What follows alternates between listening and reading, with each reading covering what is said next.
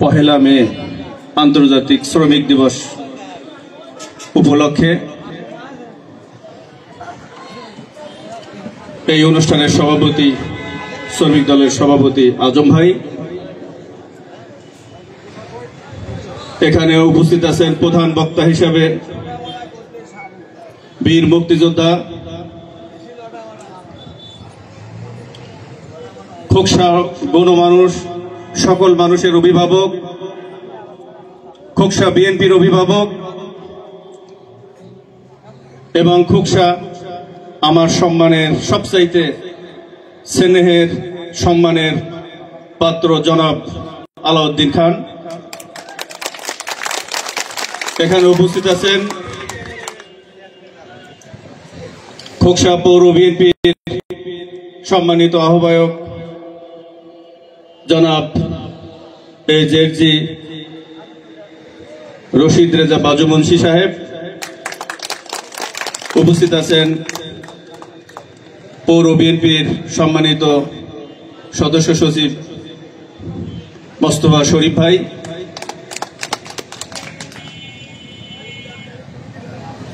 খোকসা উপজেলা এবং পৌরসভার বিভিন্ন ইউনিটের বিভিন্ন অঙ্গ সংগঠনের নেতৃবৃন্দ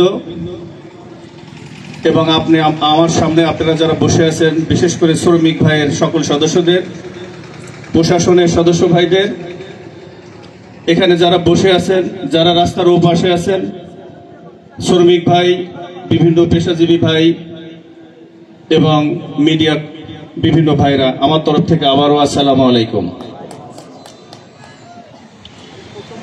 আজকে আমরা এখানে জমায়েত হয়েছি শ্রমিক দিবস উপলক্ষে। শ্রমিক কারা? শহীদ প্রেসিডেন্ট জিয়াউর রহমান উনি যখন রাষ্ট্র ক্ষমতায় ছিলেন, উনি বলেছিলেন আমি একজন শ্রমিক। এই জন্য আমরা যারা মানুষ, আমরা বেঁচে থাকার জন্য যারা কাজ করি, আমরা সবাই শ্রমিক। আমি একজন ব্যবসায়ী, আমার প্রতিষ্ঠানে হাজার হাজার লোক কাজ করে। আমার মনে হয় তারা যে কাজের বিনিময়ে মূল্যায়নের যে সম্মানটা পায়, আমার কর্মচারী যেসব ভাইরা আছে তার থেকে আমি বেশি পরিশ্রম করি এবং আমিও একটু পারিশ্রমিক পাই। এই জন্য আমরা যারা কাজ করি আমরা আসলে সবাই শ্রমিক।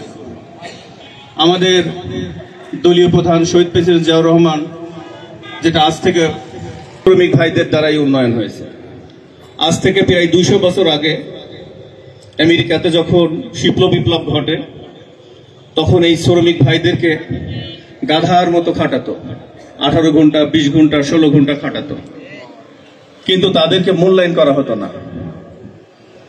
কিন্তু তারা দীর্ঘদিন আন্দোলন করে 1886 সালের এই পহেলা মে শিকাগো শহরের একটি মার্কেটের সামনে সরকারি বাহিনীর হাতে অনেক শ্রমিক ভাইরা নিহত হয়। আমরা যারা শহীদ হয়েছিলেন, নিহত হয়েছিলেন, তাদের জন্য আমরা দোয়া করি, আল্লাহ যেন তাদেরকে ভালো রাখে। আজকে তাদের এই আন্দোলনের ফসল কাজের মূল্যায়ন এবং সম্মান। আমরা ছোটকালে দেখেছি আমাদের গ্রামেও ভোর বেলাতে আমাদের শ্রমিক ভাইরা মাঠে কাজ করতে যেত। সন্ধ্যা যখন হতো তখন তারা বাড়িতে ফিরে আসতো। সারাদিন মাঠে কাজ করত, কোনো সময় বাধা ছিল না। এবং পরিশ্রম হিসাবে কি দিত? হয় 20 টাকা হাজিরা, নাহলে 2 কেজি চাউল। এইসব শ্রমিক ভাইরা তাদের সংসার ঠিক মতো চালাতে পারত না। কিন্তু এখন এই শ্রমিক ভাইদের আন্দোলনের ফলে, বিশেষ করে এই আন্দোলনের যে দাবি, এই আন্দোলনের যে অধিকার, এটা বিশ্বের বিভিন্ন দেশে প্রতিষ্ঠিত হয়েছে। কি হয়েছে? একটি শ্রমিক 8 ঘন্টার বেশি কাজ করবে না। 8 ঘন্টা কাজ করার পরে অতিরিক্ত যে সময়টা কাজ করবে তাকে অতিরিক্ত টাকা দেওয়া হবে। তো এই জন্য আমরা যারা মানুষ, আমাদের প্রত্যেককে, শুধু শ্রমিক না, আমি তো আগেই বললাম আমরা সবাই শ্রমিক, প্রত্যেকটি মানুষের অধিকার মূল্যায়নের জন্য এই শ্রমিক দিবস একটি অগ্রণী ভূমিকা মানুষকে দিয়েছে। এই জন্য এই শ্রমিক দিবসের তাৎপর্য বিশ্বের সারা দেশেই খুবই গুরুত্বপূর্ণ বহন করে আসছে এবং এটা চলমান থাকবে। আপনারা যারা সামনে বসে আছেন অধিকাংশই আপনারা পরিশ্রম করেন, খেটে খাওয়া মানুষ। আপনাদেরকে আমি বলবো যে ভাই রিক্সা চালান, ভ্যান চালান, এক সময় আপনি নিজের পায়ে পেট্রোল দিয়ে ভ্যান চালাইছিলেন, এখন আমি এখানে বসেই দেখছি পেট্রোল চালানো লাগে না, এখন মোটর হয়ে গেছে। আরো কিছু বছর পরে দেখবেন এই সব ভাইরা, এই সব শ্রমিক ভাইরাই ইঞ্জিন চালিত গাড়ি চালাচ্ছে। মানুষের কিন্তু পরিবর্তন হচ্ছে। তো আপনারা নিজেরাও যথেষ্ট সচেতন, তারপরও আমি আপনাদেরকে অনুরোধ করব, আপনাদের যেসব ছেলেমেয়েরা আছে যত কষ্টই হোক আপনারা সুশিক্ষায় শিক্ষিত করবেন, লেখাপড়া দিবেন। আপনি যে পরিশ্রমটা করছেন আপনার ছেলে মেয়ে যেন এই পরিশ্রমটা করা না লাগে, সে যেন সুন্দর মতো চলতে পারে, পরিবারকে দেখতে পারে, আপনাকে দেখতে পারে। আর একটি জিনিস মাথায় রাখতে হবে, এই দেশকে এগিয়ে যেতে হলে যার যার অবস্থান থেকে সবসময় ভালো কাজ করতে হবে, ডেভেলপমেন্ট করতে হবে। এই দেশের মানুষ, এই দেশ গ্রাম প্রধান দেশ।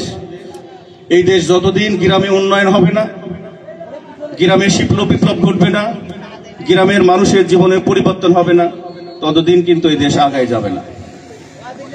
আপনাদের একটি জিনিস আমি স্মরণ করিয়ে দিতে চাই। শহীদ প্রেসিডেন্ট জিয়াউর রহমান যখন ক্ষমতায় ছিলেন 1980 সালে উনি জাতিসংঘ একটা অধিবেশনে গিয়েছিলেন। উনি সেখানে যে কয়েকটি ব্যাপার আলোচনা করেছিলেন, তার মধ্যে অন্যতম ছিল উনি গর্বের সাথে বলেছিলেন, আমার দেশের সৈনিকেরা খুব পরিশ্রমী, জাতিসংঘ আপনি চাইলে আমার দেশের সেনাবাহিনীর সদস্যদের আপনি কাজে লাগাতে পারেন। উনি আরেকটি দাবি করেছিলেন, বাংলাদেশে প্রচুর শ্রম আছে, জনশক্তি আছে, আপনারা চাইলে বাংলাদেশ থেকে অল্প পরিশ্রমে আপনারা শ্রমিক নিয়ে আসতে পারেন।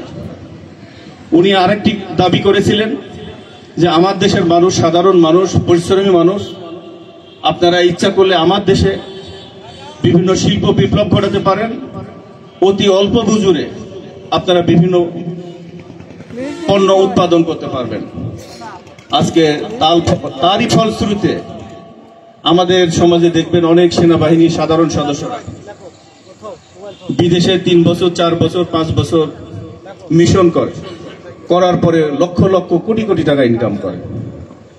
আজকে গ্রামের যে ভাইটা 1 বিঘা বা 2 বিঘা জমি বিক্রি করে বিদেশে গেছে, সে 5 বছর বিদেশে থেকে কোটি কোটি টাকা ইনকাম করছে। আজকে আমাদের সাধারণ অশিক্ষিত, কম শিক্ষিত, স্বল্প শিক্ষিত ভাই বোনেরা ঢাকা শহরে লক্ষ লক্ষ গার্মেন্টসে কাজ করছে, কাজ করে তাদের জীবিকা নির্ভর করছে।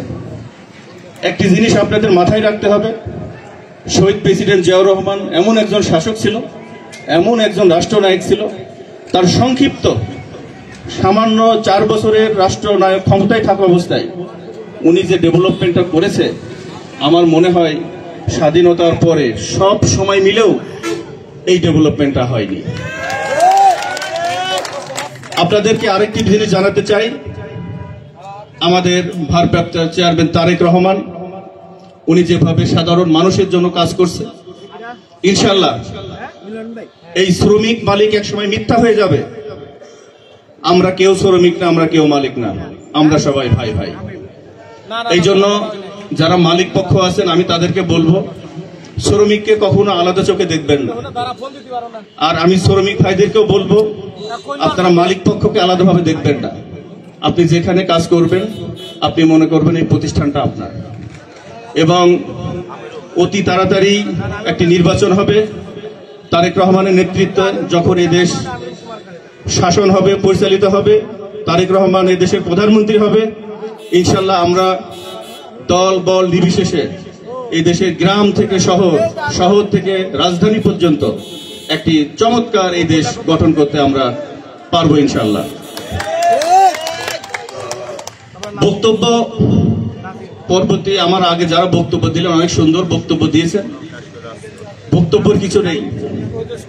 আমি তো মাঝে মাঝে আপনাদের কাছে আসি এবং যতদিন বাঁচবো ততদিনই আপনাদের সাথেই থাকবো। আমি কুমারখালী, কুষ্টিয়া তথা খোকসার মানুষদেরকে ভালোবাসি। আমি ভালোবাসা নেওয়ার জন্য আসি, আমি কাজ করতে চাই। আমি প্রমাণ করে দিয়েছি, আমি বিগত বছরে অনেক কাজ করেছি।